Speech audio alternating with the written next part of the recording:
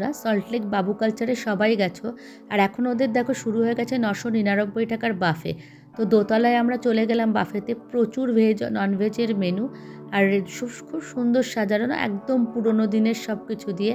এখান থেকে শুরু হচ্ছে স্টার্টার থেকে শুরু হচ্ছে খাবার, বিভিন্ন রকম শিলেবাটা মুরগি ভর্তা দিয়ে শুরু করে লুচি, কাবাব, দু রকম ভেজ, দু রকম ননভেজ মেন স্টার্টার, তার সাথে ছোলার ডাল, লুচি, চিতল মাছের মুইঠা, কচু পাতা চিংড়ি দিয়ে আরও প্রচুর আইটেম দিয়ে শুরু হচ্ছে এদের বাফেটা। পোলাও, বাসন্তী পোলাওও আছে, আর প্রতিটা খেতে কিন্তু খুব সুন্দর। আর ওরা যেটা ওয়েলকাম ড্রিঙ্কস দিচ্ছিলো জিঞ্জার গুড় দিয়ে, ভীষণ সুন্দর ছিল।